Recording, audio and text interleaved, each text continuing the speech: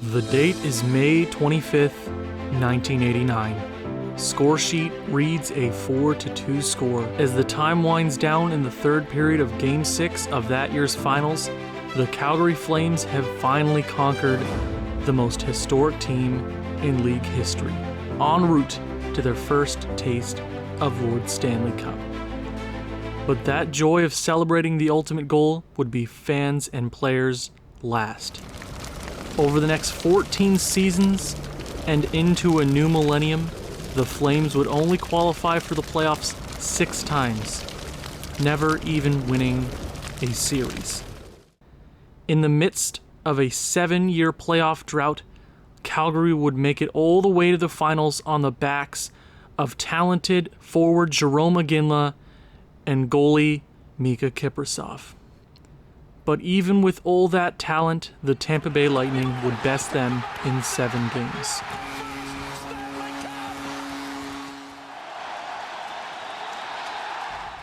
After being a win away from another championship and a lockout season, the Flames would go on to not win a playoff series for the next 9 years.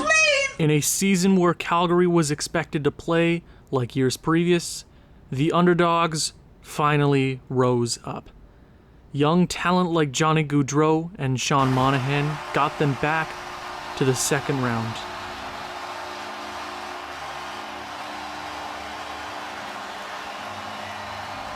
But that was all for naught. A few seasons of tinkering and retooling, they still couldn't get this team off the ground, even with all that talent. Now it's finally my time to step in as the general manager of the Calgary Flames and get them back to the promised land. Hello, ladies and gentlemen, and welcome to my new NHL 20 franchise mode here in Calgary, Alberta, Canada. It is finally time we head north of the border to the great country of Canada, my home country. I'm trying to bring the Stanley Cup back to Canada. It's been a very long time, and even longer, for the Calgary Flames. They were the second last Canadian team to win the Stanley Cup in the year 1989. Montreal, obviously, in 1993. But Calgary, I loved reading into their history. I would say I know a bunch about the NHL. I know a lot. I couldn't tell you a thing about a car, but I know the weirdest things about the NHL. But going and looking at Calgary's history, it's really sad. Obviously, they have their fair share of Hall of Fame talent. But God, where do you really start? Jarome Iginla, who was just inducted into the Hockey Hall of Fame, easily deserved, and a lot of people are like, oh, but he doesn't deserve it because he never won a trophy. You look at some of the all-time greats, a lot of them never won a trophy. Jarome Iginla being one of them, Roberto Luongo. There's so many to count. I could go on and on and on about that. But Calgary hasn't been able to put it together. I remember just getting into hockey. I haven't been a hockey fan my entire life. So around the year, I would say 2013 is when I kind of became a hockey fan. So I was 12 at the time, 13, around that age.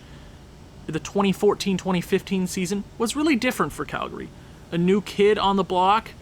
He was bestowed the name or the nickname Johnny Hockey, Johnny Gaudreau right there.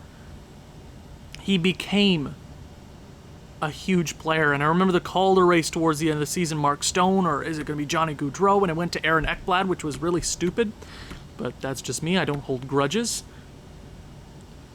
They become the came-back kings. Nobody expected Calgary to do that. In the very end of the season, they eliminated LA from playoff contention, the reigning Stanley Cup champions, from the playoffs, and they went on to beat Vancouver in the first round, and then they lose to Anaheim, and ever since, they haven't been able to get back to the same spot.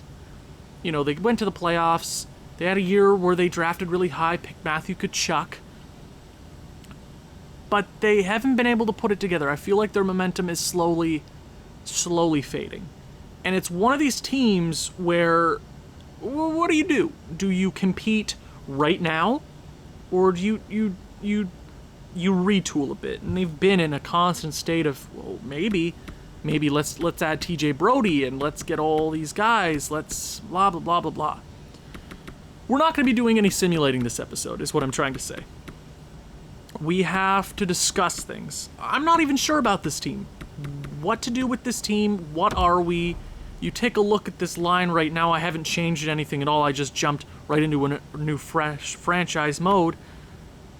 Doesn't look the worst, but it also doesn't look as clean as I would like it to be. Defense is probably their strongest asset. Their best defenseman, Mark Giordano, the captain, is going to be gone relatively soon. There's a lot of holes on this team to fill. There's also a lot of really good things about this team. But before we start talking about everything, I want to say hi if you're new here. If you've just come on the 3 thumbs up bandwagon, we're almost at 600 subscribers. You guys are absolutely killing it. This is the first episode, or I guess this would be episode 0 since we're not actually getting anything done this episode. We're just talking. Lots of talking. It's my favorite part of the day. Where was it going? Oh, yes. Now, if you don't know, I'm going to be doing Calgary every other day.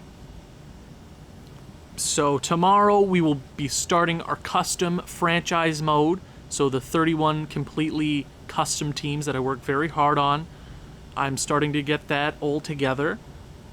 So if you please don't complain that it's not every single day with Calgary. I know you're used to every single day with Minnesota and Columbus, but here in Calgary, I feel like we need to stretch these 2 franchise modes out until NHL 21, which is far ways away.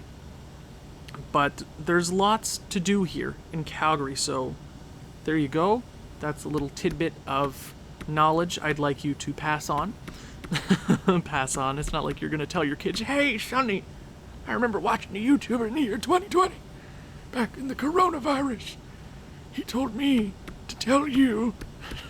Okay, so let's talk about the contracts. Let's get an in-depth view of the Calgary Flames. Now, I've spent a while editing rosters. Calgary is a very weird team.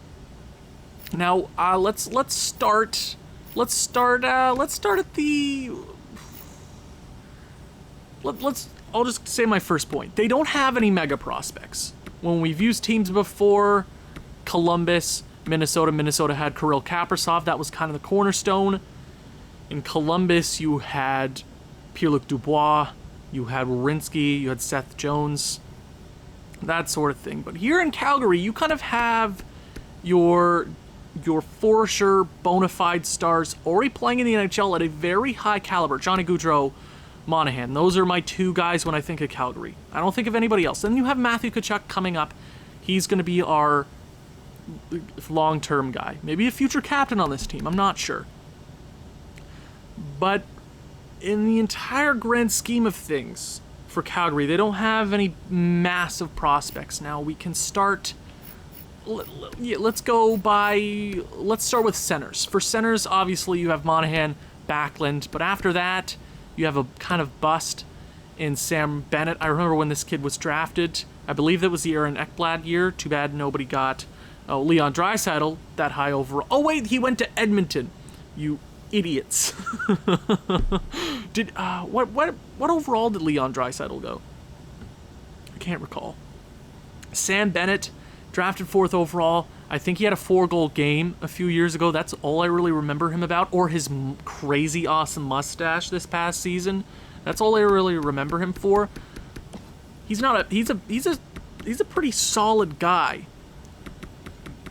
$2.5 million for a low top 6 potential. 79 overall. He can be a suitable guy for our depth, especially since he's a 2-way forward. I don't hate that. You got Jankowski, whose contract is coming up. I don't hate that player, but he's nothing special. He's kind of in the same boat as Bennett. They're both kind of trying to prove themselves right now. Then you have Dylan Dubé, 21 years of age. I believe he was on Team Canada. Was he on Team Canada this past year and the year before? Solid player. Has had a few solid seasons in the CHL. He's played with Calgary for 25 games last year, put up 5 points. Not the best, but he's a rookie. Or, I guess he's no longer a rookie. AHL, he didn't even do that bad. He actually did really well in the AHL, so that's our best center prospect. Nothing that's going to blow your mind, right? Left wingers, nothing. I mean, then you can hold on. Let me start at centers. I start into the system. You got Rudzica, whatever you want to call him. I'm terrible with pronouncing things. 67 overall, top 6, power forward. Not a bad player. You have Roman, 65 overall, 19-year-old, two-way forward. Those could be very solid guys for us, or really good trade chips. Depends if they grow or not. Sometimes they do, sometimes they don't. Those are two solid prospects to have. And then we can, we'll go to left. Oh my god, it feels like I haven't played franchise mode in forever. Okay, so let's start in the AHL, or just in the system, CHL, whatever you want to call it. For left wingers, you got Peltier, who is a really good prospect, our best left wing prospect. Not a bad player. I believe he's playing for the Moncton Wildcats, if I'm not mistaken. Actually had a really good year this past season. You get this kid right here, who I won't even try to pronounce that name because I don't want to offend myself. And then you go to the main roster. Johnny Gaudreau, Kachuk, two really awesome guys that are just going to hold down our fort for a very long time in that sense. And then you have Milan Lucic. If there's one piece of business I want to deal with first, it's sending him into the sun. Now, I know when everybody reacted to the Milan Lucic James Neal trade, they're like, oh, it's just kind of a swap. James Neal's kind of a bust. Milan Lucic is a bust right now, especially with that contract. I could have told you right there and then that James Neal was...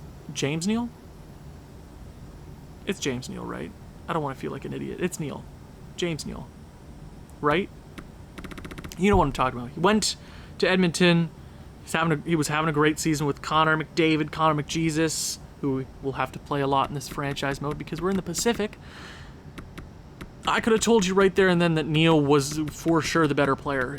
He wasn't playing the best minutes in Calgary. They kind of matched him all weird, and then Calgary made a stupid move bringing over Lucic. That's not going to help you.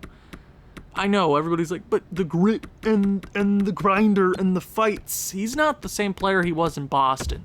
He's not even the same player he was in Edmonton when he had a 50-point season. Not bad, and then he completely dropped off the face of the earth. All right, he was with LA. He played in LA? I can't even remember that. Wow. Crazy stuff, man. If there's one piece of business, it's I gotta get him out of here. You got Mangiapane, and then you got Ryder. Nothing super special. When there's a top 9, 23 years of age, 76 overall, he might be a good depth player for us. I'm not super stoked about that right now. Then we can go to right wingers. You got Elias Lindholm, and that was a great trade with Carolina bringing him over. Just a really good trade. I mean, there's not much more to say there. That's a great piece to bring over. And he had a really breakout season last year, 78 points in 81 games. His best season ever. I hope he plays like that with us. And then you got Ronaldo, just a whomever, nothing special at all. Not even an AHL, barely an AHL guy. In the system, you got Robinson, and nothing special here. This 67 overall, 21 years of age, medium top 9 is probably not going to go anywhere. Probably just a trade chip. So right wingers, we definitely have to work on. That is a fact. And then we talk about our defense, which I said earlier is our strongest asset. You got two guys in our system, Forbot, Stone, maybe trade chips. Maybe they make the NHL this year. Got Nielsen. Not too shabby. He'll probably be a nice depth piece for us if we use him right. And then nothing special after that. And then in the NHL, Giordano, obviously, I don't plan on trading him away. I don't think that's in the books for us. 6.7, we can eat that until he retires. I doubt he'll be a 40-year-old in this league or anything like that. He's a really solid defenseman for us right now, and I'm not sure what this team is. We can either be a playoff team or we could be a lottery team. I don't think there's any in between for this kind of squad.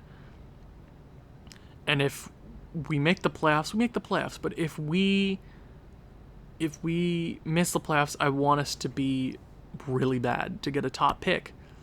Because with our current assets, there's not a whole lot we can give up.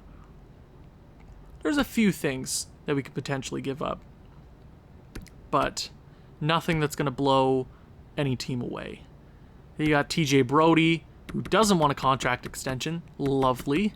You got Noah Hannafin, who, I mean, the Dougie Hamilton, Noah Hannafin trade. That was the trade, if I'm not mistaken, with Calgary, and then they got Elias Lindholm, and then I believe Carolina got Adam Fox, and then Adam Fox went to New York. It's been a while. It feels like it's been a while since any hockey news like that. So he hasn't had the worst start to his career. Played on a really crappy Carolina team. Finally made it over to Calgary. Made the playoffs. Didn't do anything. Got beat in the first round. So there's that. But he's kind of our cornerstone defenseman going forward. 22 years of age. He's only going to get better from here on out. And he's on a really good contract for the foreseeable future. And that really helps us out since defensemen cost a boatload of money. Yet you got Gustafsson, who they got from Chicago at the trade deadline this year, whose contract is also up. He's going to ask for probably a boatload of money, $4 million. I probably don't want to dish out that kind of money this early in the franchise mode, but definitely something to discuss. Hamonic. So right there, 1, 2, 3, 4, 5, and then 6. You got Anderson, who they signed to.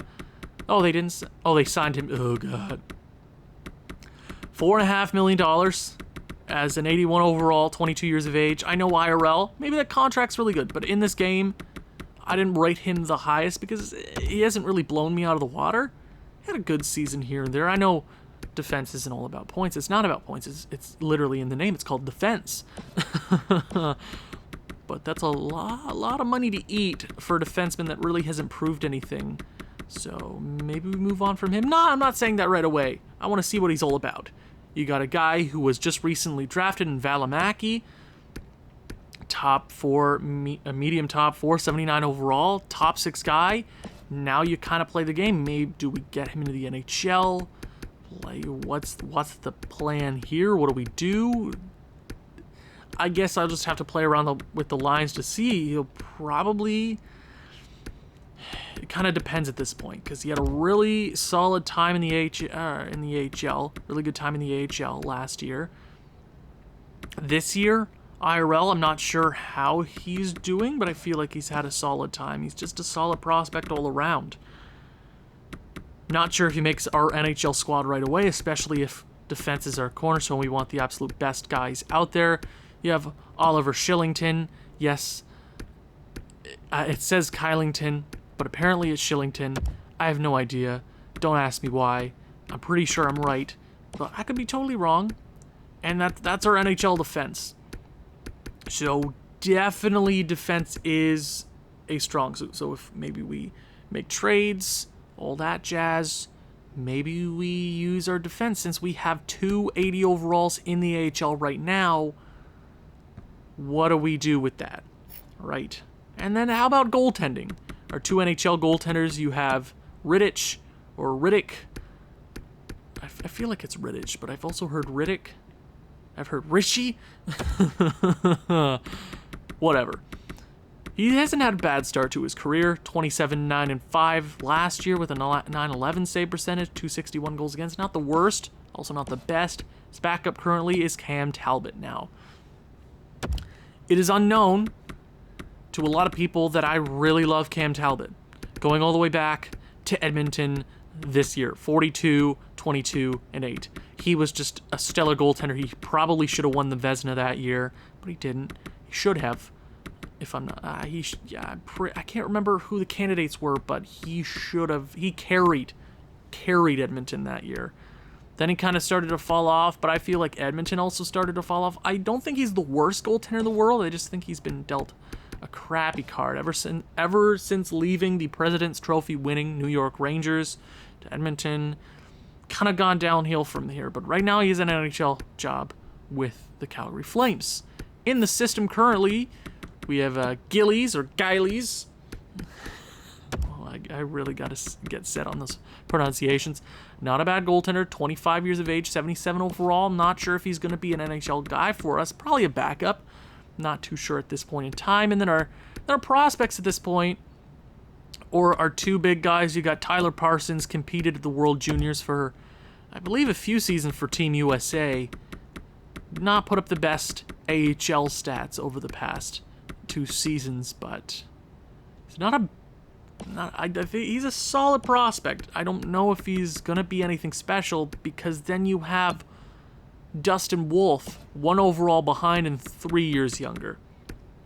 So if there's really one goaltender of the future right now, it's Wolf. They could both be 80 overall. They could both be NHL goaltenders for us one day. But if there's one guy with a better chance, it's going to be Wolf. And that's kind of our contract situation. And we didn't talk about contracts per se, but those are our big fish. Those are all the guys we're really invested in. I said at the very beginning, we don't have a mega prospect. We really don't. Matthew Tkachuk's not a prospect, and then you go all the way down in trade value. Valimaki is starting to become not a prospect because he's played NHL, or he's played in the NHL, right? Then you go all the way down. Anderson's not a prospect. Dylan Dubé is, but he's not. He's going to be a solid NHL player, 76 at 21 years of age. It all depends on how well he performs right out of the gate. Not a crazy, phenomenal prospect, though. You got Radzika, centerman, 20 years of age. Not sure where he'll end up, but it's solid trade value. Shillington, not really a prospect. Roman, solid prospect. Peltier, also a really solid kid. And then it kind of dips down right there. Like, we kind of lose on a lot of fronts. Defense, obviously, we have a lot to draw from. But if we're being honest here, what do we do? I feel this team can compete right out of the gates. I think our defense is good enough to get us into a playoff position. But now here's the thing that I wanted to mention from the very beginning. But now that you're enticed, you're here at the 21-minute mark or whatever it is. Here's the plan for year 1. Since we're not getting any simulating done today, we're going to do the entire season. What day will it be when that episode goes up? It'll be tomorrow. Today's Sunday, Tuesday. It'll be up Tuesday. I plan on turning CPU trades off. And you're like, whoa, what do you mean? No, not for the entire franchise mode. No. Just for year 1. Now, since the trade deadline is done IRL, and the playoff format is set up, the draft lottery is already over, I want to see what all these teams are capable in year 1. I want to see the cards they've been dealt, how they all play. Just for year 1, I want these teams to compete. I want the teams that are like they are built, going to the playoffs, IRL in year 1. Then we turn CPU trades back on. I think just for year 1, I want to see how this Calgary team works. I want to see how we struggle and what we need. Because like I said before, I think this team can compete right out of the gate. We have a lot to work on, and if we turn trades off, we'll see what this team's true colors are. Because if it was up to me right now, I would do a lot with this team. I could make this team a contender right now, but I want to see what this team is capable of. I want to see what all of the teams are capable of. I think this team can get into a playoff spot. I also think this team could potentially be a lottery team. IRL, I think the Calgary Flames could do that as well. I think if they lose in the buy-in round, because the lottery has already finished, so I'm not sure. Are they top of their division, IRL? I'm not too sure at this point in time, but I want to see what Calgary's made of. I want to see what this squad is capable of. So for year one, even through the trade deadline, up until the draft, yes, the draft is when things are going to go down. Either which way, I'm going to change this team drastically. I just don't want to do it during the regular season. I want to see what this team's capable of, because at the end of the day, the draft is what I'm really caring about at this point in time. And as you see right here, obviously Alexis Lafreniere, Quentin Byfield, Jeffrey Woodworth. Yes, Jeffrey Woodworth is making a return to the franchise mode. 3 franchise modes in a row. He's going to be a phenomenal prospect. He is. Oh, he is. So maybe we look into Jeffrey Woodworth. I'm not too sure. Draft is going to be phenomenal. It's going to be a great year one. I just want to see what Calgary is capable of. I want to micromanage the hell out of this team, and I want to see what we can do before the draft, before I'm allowed